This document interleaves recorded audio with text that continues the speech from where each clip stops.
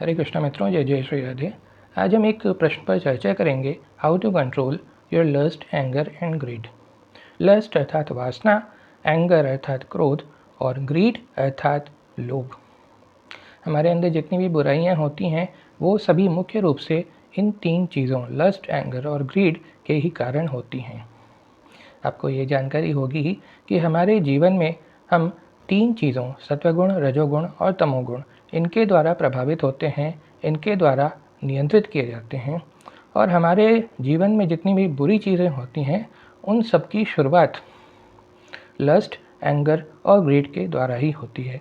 तो आखिर ऐसा क्या उपाय है कि हम प्रकृति के इन तीन गुणों सत्व, रजोस और तमस के परे जा सकें, अपने लस्ट, एंगर और ग्रीड, अपने अंदर की वासनाओं, क्रोध और लोभ को कंट्रोल कर सकें।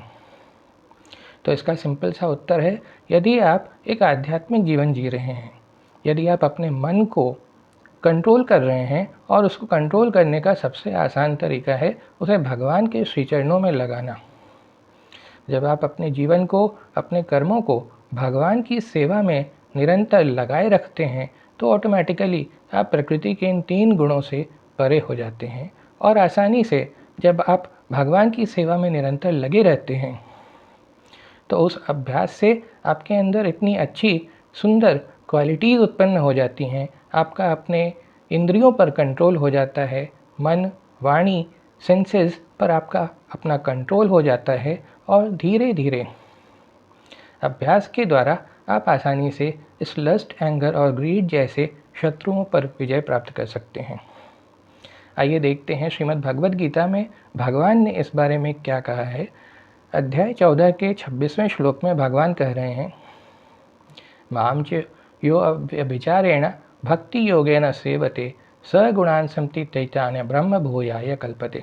अर्थात जो व्यक्ति सभी परिस्थितियों में अविचलित रहते हुए पूर्ण भक्ति में संलग्न रहता है वह तुरंत ही भौतिक प्रकृति के गुणों से परे हो जाता है और इस प्रकार ब्रह्म के स्तर तक पहुँच जाता है।